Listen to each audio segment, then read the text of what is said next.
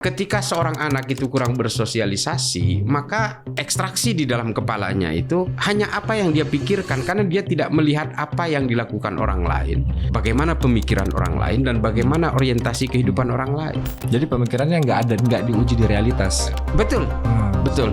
Dia seperti pakai kacamata kuda aja gitu.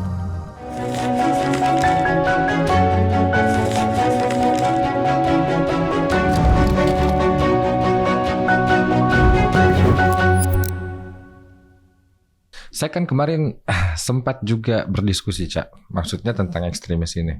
Diskusinya akhirnya begini, bahwa fenomena ekstremis di Indonesia itu adalah fenomena yang dimana ekstremis masuk dengan kendaraan agama. Ya. Berarti kita harus punya perangkat untuk menetralisir kecanduan orang beragama nih. Maksudnya mengembalikan ke titik rasionalnya, ke titik moderatnya dan segala macam kan gitu. Nah, dengan harapan bahwa karena kita menganggap bahwa berpuluh-puluh tahun Indonesia konteks kekerasannya itu beda dengan konteks kekerasan di Amerika gitu. Ya. Mungkin di Amerika lahir killing spree karena memang basic agama nggak bisa masuk gitu. Iya. Gitu. Makanya ideologi-ideologi seperti itu masuk. Nah, pas kemarin di kasus SMA 72, saya langsung bilang, wah kalau begini udah mulai masuk nih. Sebelum diskusi sama Cak Islah nih gitu. Kalau Cak Islah bilang bahwa hari ini dia lone wolf, ya alhamdulillah. Gitu maksudnya. Berarti dia bukan aktor ideologi yang membawa gerakan tertentu gitu. Nah, karena kan akan jadi pertanyaan begini, kenapa saya bilang skeptis akhirnya. Hari ini berarti anak-anak ini yang introvert itu sebenarnya belum tentu introvert. Dia bisa saja menjadi orang yang paling berisik di dunia maya. Iya, introvert gitu. Secara fisik. Introvert secara otaknya fisik kemana-mana. Gitu. Nah, sedangkan orang-orang tua yang masih pakai paradigma lama untuk mendidik anak, yang indikatornya bahwa anak saya anak yang baik karena nggak pernah keluar rumah. Iya. Wah selesai itu, Cak. Nggak bisa dikontrol. Itu dia. Saya meyakini Riza, saya meyakini anak ini mengalami hal yang seperti itu. Jadi orang tuanya mungkin merasa tenang, merasa anak saya nggak nongkrongan sama teman-temannya, dia nggak pernah ini ikut bergaul sama teman-temannya, kelayapan di luar dan segala macam gitu. Padahal itu justru yang paling bahaya, ketika fisiknya tersedia di rumah tapi otaknya itu berjalan-jalan kemana. Dia mengalami vulnerability yang sangat kuat. Jadi kerentanannya sangat kuat untuk terpapar oleh apapun. Mau terpapar oleh kanan, kiri, atau apapun yang terilhami dari berbagai aksi-aksi kekerasan itu.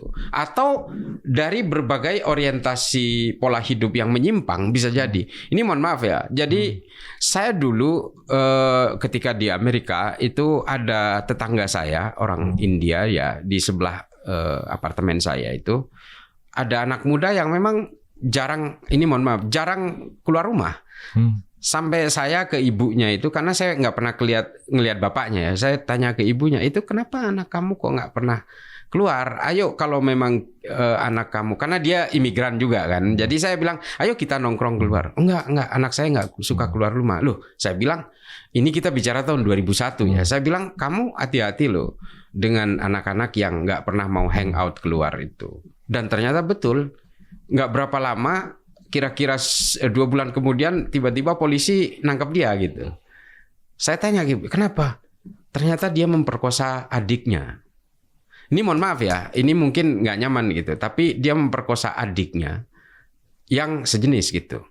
Nah ini tingkat bahayanya itu adalah ketika seorang anak itu kurang bersosialisasi, maka otak yang ada di dalam ekstraksi di dalam kepalanya itu hanya apa yang dia pikirkan, karena dia tidak melihat apa yang dilakukan orang lain, bagaimana pemikiran orang lain, dan bagaimana orientasi kehidupan orang lain. Jadi pemikirannya nggak diuji di realitas. Betul, betul. Dia seperti pakai kacamata kuda aja gitu. Dan mungkin dia banyak nonton TV ketika itu, kan nggak ada medsos ya. Maksudnya nggak ada handphone ketika itu, masih terbatas lah. Saya ingat handphone masih monokrom di waktu itu di Amerika, dan nggak ada browsing itu kecuali di komputer, di CPU gitu. Tapi memang apa yang terjadi ketika itu, hari ini fenomena seperti itu sangat banyak terjadi di anak muda kita. Saya baru kepikiran, Cak, dengan penjelasan Cak Islah tadi. Emang benar kalau misalnya ciri-ciri mereka ini, semua orang yang terpapar ekstremis dalam bentuk apapun, ideologi apapun, dia pasti asosial di realitas. Ya. sangat eksklusif. Sangat eksklusif. Semua kan? Saya juga ciri-ciri yang sama gitu. Iya sama. Dan apalagi anak yang mengalami bisa dibilang mental disorder seperti ini ya, dia mengalami menjadi korban bullying atau dia pernah mengalami masa pahit ketika dia masih kecil gitu, itu akan berpengaruh terhadap proses tumbuhnya dia dan bisa jadi akhirnya menjadi akar radikalisme seperti ini. Jadi kalau dulu kita berpikir terorisme secara konvensional itu selalu tentang ideologi, ternyata memang belakangan ini muncul fenomena-fenomena dari korban bullying yang kemudian mewujudkan pemberontakannya lewat jalur kekerasan seperti ini. Dan itu terbuktikan di beberapa tempat. Saya kemarin tadi malam saya sempat browsing-browsing, ternyata kejadian di Amerika itu jauh lebih tua. Ada kejadian-kejadian sejenis yang ada di Amerika itu ada di Eropa juga dan jauh lebih tua. Jadi membantai teman-temannya sendiri di abad ke-19 sudah ada. Karena anak itu jadi korban dari perundungan di sekolahnya. Sekolah agama. Berarti sepenting itu pemerintah harus segera memikirkan kurikulum yang memang bisa melindungi psikologis nih. Iya. Kan harusnya kayak gitu, Cak. Sepakat. Gini, Cak. Gini, sebentar saya tambahin ya. Siap. Ada pernah salah satu siswa mahasiswi dari sekolah kedokteran kalau tidak salah di Jawa Tengah yang melakukan bunuh diri karena dia terintimidasi oleh kurikulum dan dia menjadi korban bully dari silabus yang dia pelajari. Yang terbaru itu laki-laki yang di Bali dan pas kedokteran. Exactly, betul. Dan dia melakukan bunuh diri. Coba bayangkan kalau anak ini nggak berani melakukan bunuh diri, tapi dia lebih berani untuk membakar kampusnya, itu kan akhirnya memang terbawa ke sana. Yang ada pesantren terakhir juga gara-gara dibully dia bakar pesantren. Nah itu dia.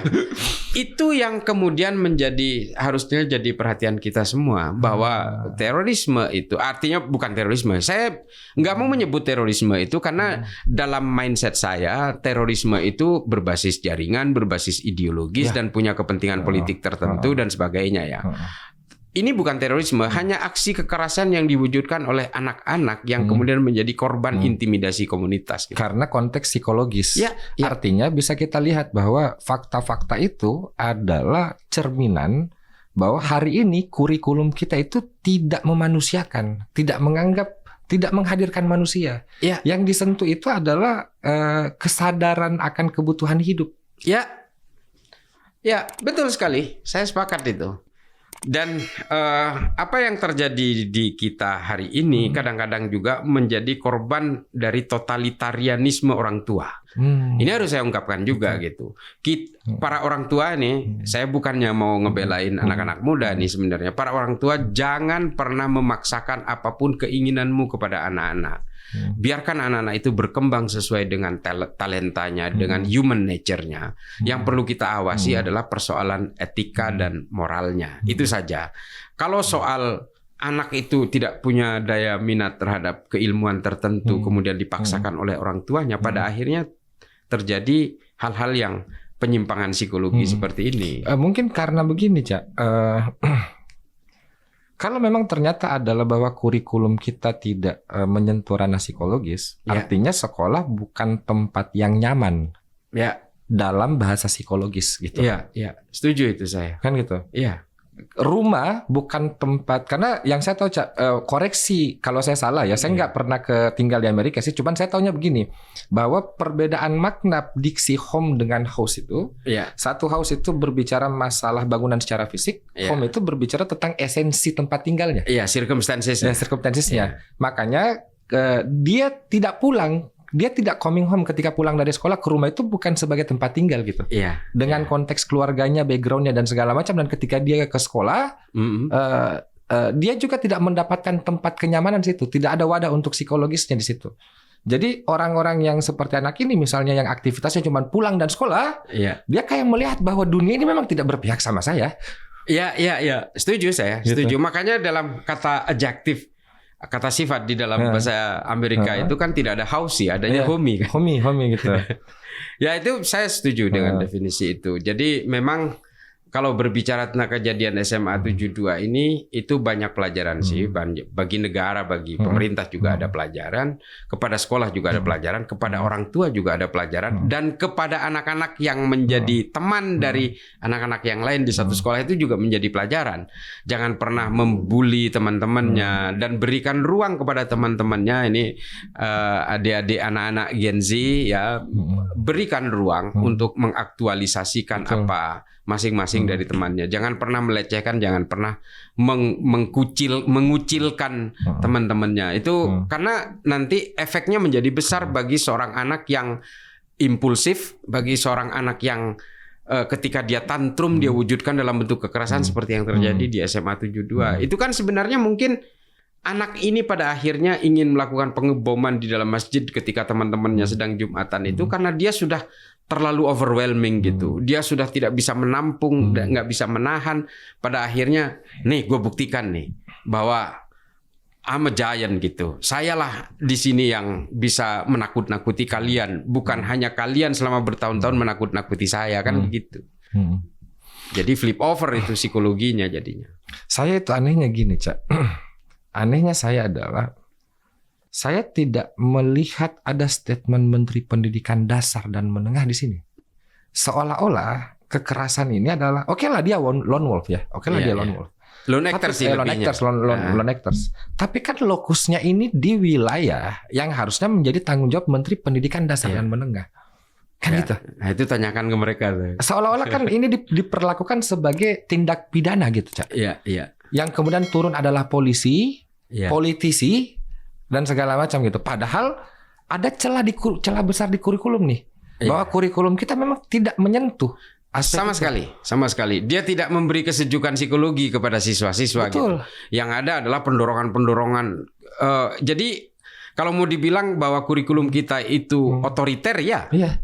Itu menurut saya ya sejak zaman saya dulu tuh. Iya, sama Cak, sejak zaman kita dulu. Saya baru sadar itu ketika kuliah dan kemudian berinteraksi di organisasi, saya baru sadar.